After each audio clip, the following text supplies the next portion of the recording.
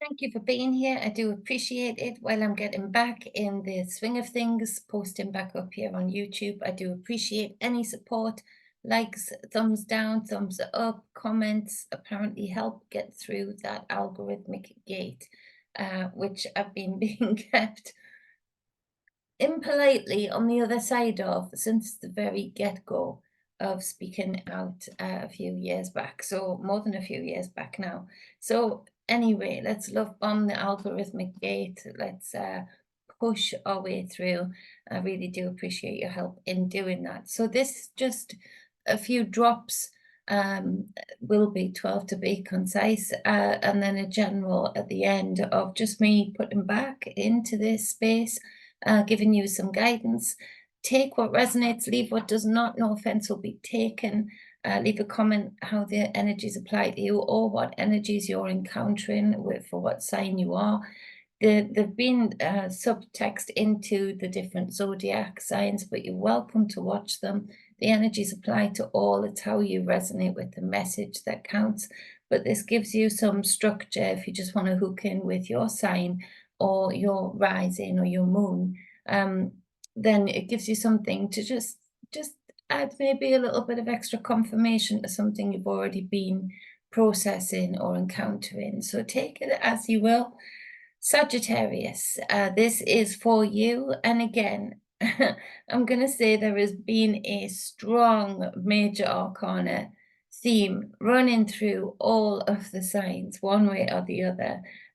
Bar but a couple, but still bringing in that major arcana energy, I think, was all of them. I think so. And so it shows the powerful energies that we're in right now. And those energies can be used as fuel. Even that oppression can be used as fuel for great change, for great growth, for a change in the balance of self, of your own personal life and the wider collective. Or you can crumble under the energies. It's how you take them. It's how you implore them into your life. It's how you give over to yourself with the frequencies and how much self-constraint you have, as well as walking a free path of self-discovery. So, but I want to say all of that because it's had such a strong running theme with the major arcana, the Judgment card. I mean, I took it out of the deck while I was making a drink and shuffled. Put it back in the deck and shuffled. Put it out the deck, shuffled. Put it back in the deck and shuffled. And it comes out for Sagittarius first card. So I'm like, okay, can't deny the energies that are coming forward for me to put forward for you. So let's go. Let's just, okay, I tested the theory. I'm good.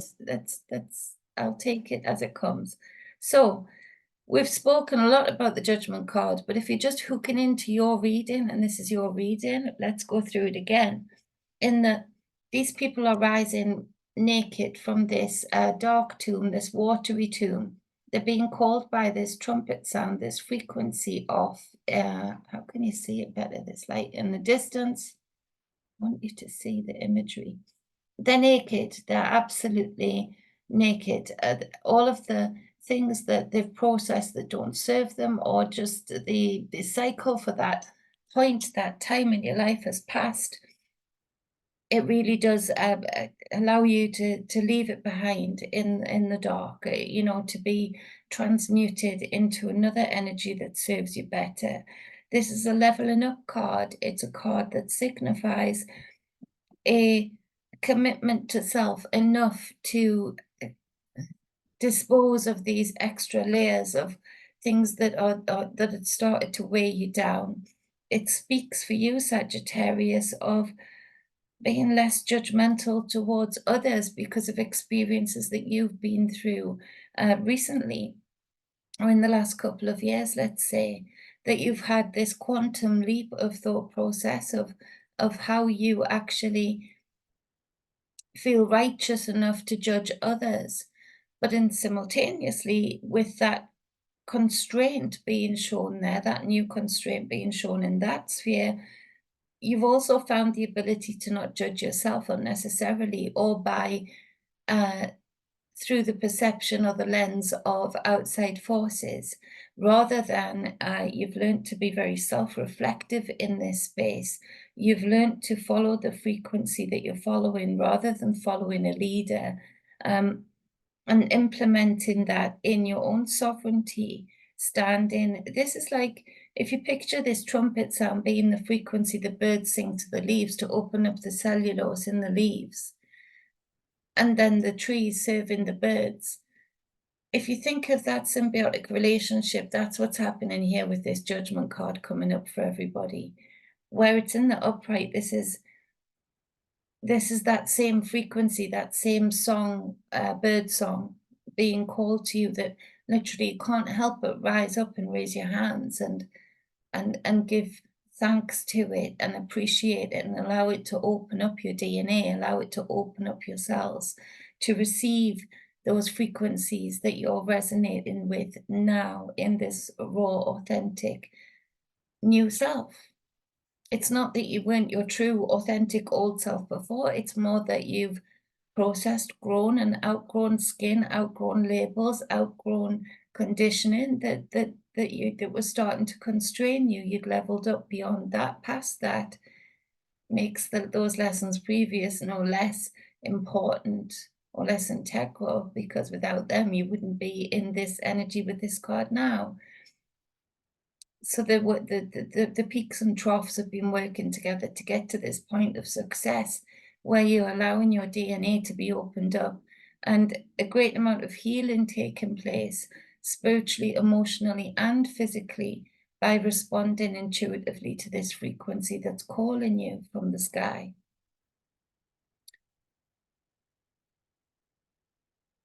It speaks to a separation of old limiting habits. It speaks to a separation of yourself from a lot of spaces, people, work environments, political environments, educational environments that really were blocking you off from this frequency that was calling you already.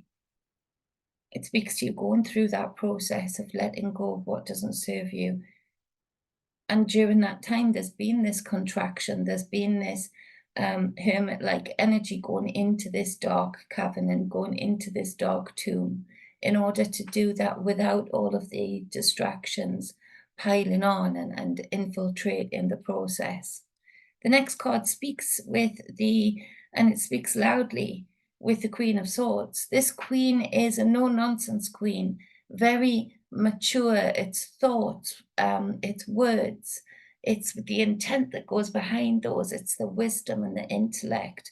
Now, this queen, interestingly, unlike the other queens that face forward and the other divine feminine energies that face forward in the major arcana, this queen is facing sideways. She's speaking directly to a person, a experience, a problem, an issue, a blessing. She's speaking with clarity, and nothing else matters but what she is engaging with, where she is putting those thoughts to, where she's adding those words to. It speaks to sound advice from this type of energy is in the upright, of course, the Queen of Swords in the reverse. But this is in the upright, and it's applying that wisdom that brings about this balance. And this is a suffer no fools energy, a very compassionate energy in the upright, but compassionate enough to speak the truth and speak it in a very direct fashion. And so this queen isn't afraid to wield her sword, her living word, her wisdom, but she will not wield it in a direction that isn't going to receive it. It's the not casting pearls before swine queen. She's not looking at the distraction. She's looking sideways. She's looking at the things that make a difference to life, to your creative space, to your ability to be in a space where you can reach those potentials and that growth the Two of Cups comes up after this card. Now, this would speak to where this Queen is looking directly towards. Now, the Two of Cups is a lovely card. It's a card of real balance. And you can see the two snakes resembling the DNA double helix there, coming between these two chalices. The chalices, the cups being the element of emotion, of flow, of water.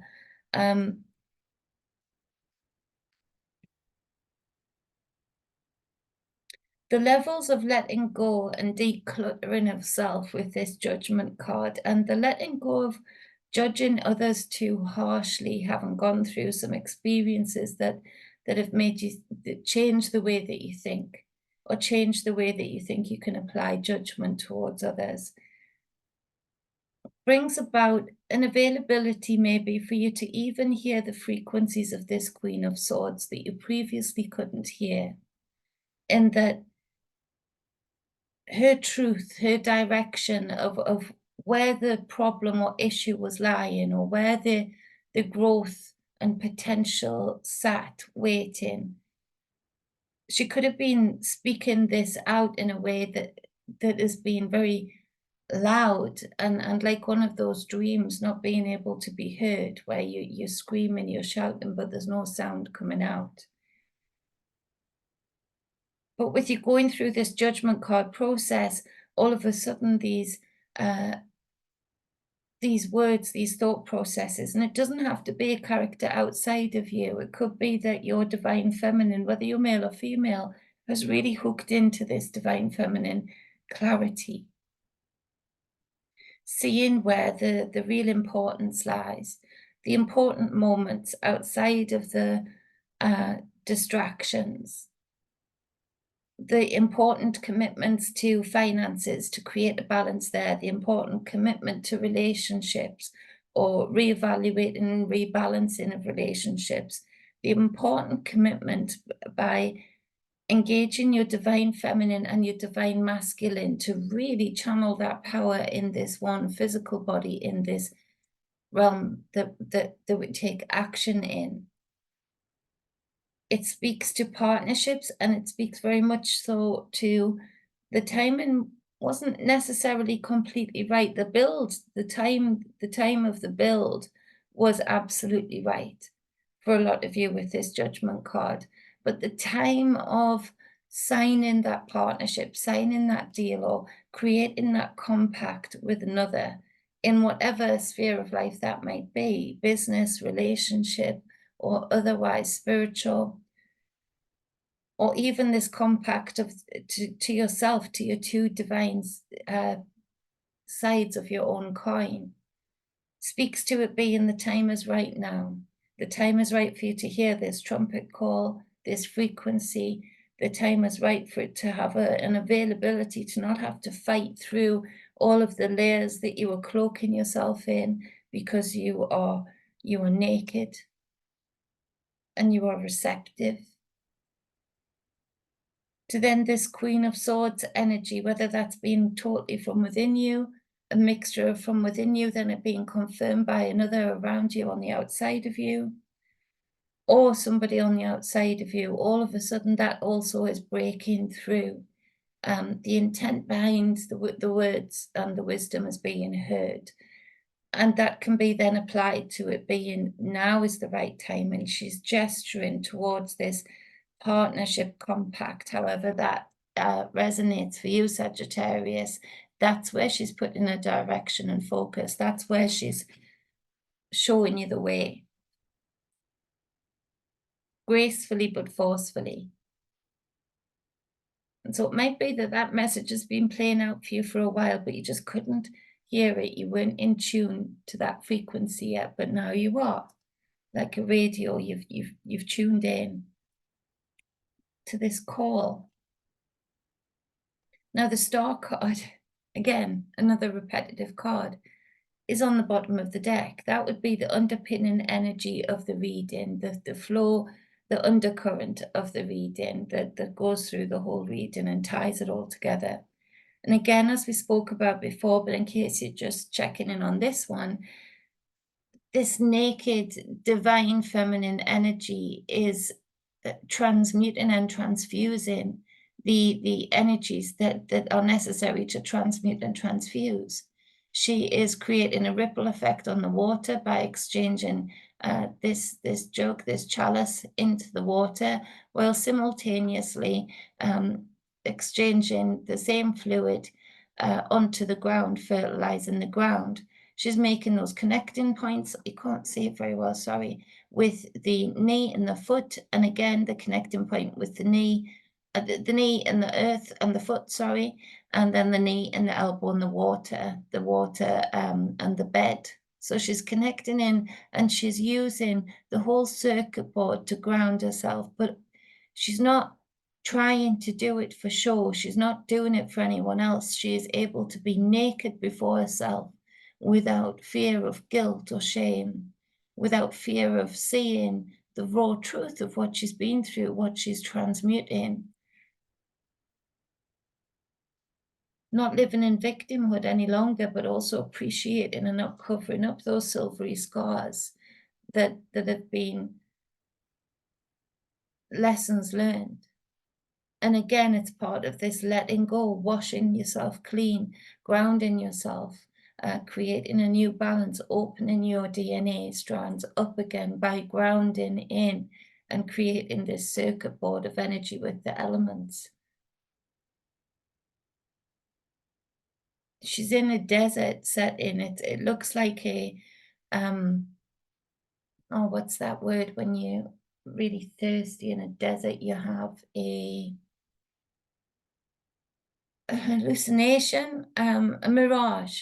It's like a mirage scene, and there's this idyllic lagoon where the stars are just shining on that one spot, but the rest of the land is pretty barren. And just like the land's pretty naked, she's naked. But it's this idyllic spot of where this divine feminine energy is just with her, present, without fear of guilt or shame, just absolute acceptance and submitting to the time passed by that put her there for the need to deeply cleanse and ground and heal and ignite that hope again. And this is where you're allowing yourself, after a long period of time of almost fearing hope, almost fearing of breaking through, doing the heavy work, the heavy lifting, Sagittarius, leading up to this, you're coming into a space of being able to approach and transmute anything. And that opens you up to the time being right for healing, for hope, for new partnerships, for new dealings, new compacts in old partnerships, and being secure in self in order to do that.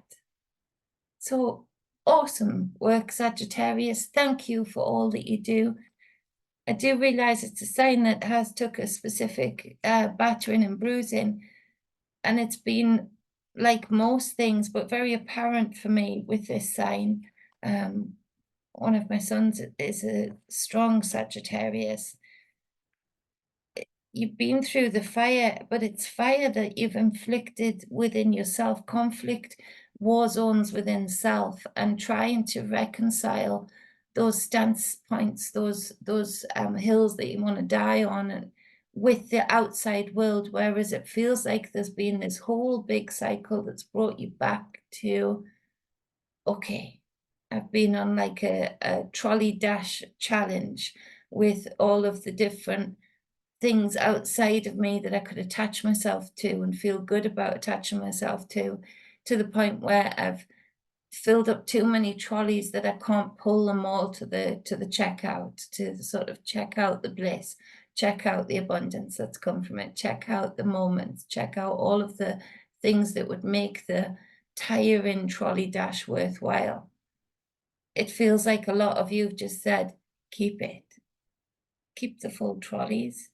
I'm gone. I'm gonna go and shop somewhere where it's got meditation music on in the background, and a hippie chick or a hippie dude selling weird and wonderfully shaped vegetables, you know, and I'm going to be able to relax in the moment of even something as monotonous as um, you know, shopping, grocery shopping. That's where you're at. You've done that Sagittarian cycle where you've put yourself through the mill for the most part of the places, people and things that you've been putting yourself towards, and come back full cycle and ready to say, okay, I get it now, and move forward in the next cycle with more lessons, more notches in your belt of wisdom and knowledge of how to apply that wisdom. Awesome job. Thank you for engaging with this. Thank you for checking out the channel in general. Any new subscribers, I appreciate you very much so. Check out other videos that I've done, the Utopia ones, the way back when. I put things out and then I try and clear and forget and put it out, clear and forget. So you'd be better to check it out if you want to see if there's anything there that would help you get along or give you some entertainment, because YouTube are going back retrospectively and deleting the most weird videos that, you know, that I've put out that you would think, why is that even on their radar? Like, you know, so it's happening. So, but I'm not taking the time to save those. I never did anyway. I'm a single mother, very little time. So if you want to see them, see them. If you want to save them, because I ain't going to. But I'm just highlighting that they are taking video, a few videos off. They've done it a few times. Each time I've come on, there's a new notification. The most recent one being the guest appearance I did with Robert V and Trina Phoenix for the Thanksgiving years ago. I can't even remember what was said on there. It wouldn't be anything offensive. It would be a balanced discussion.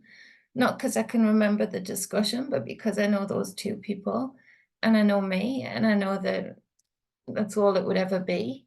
So yeah, love bomb the algorithmic gates, please, people. I appreciate it very much. Mwah.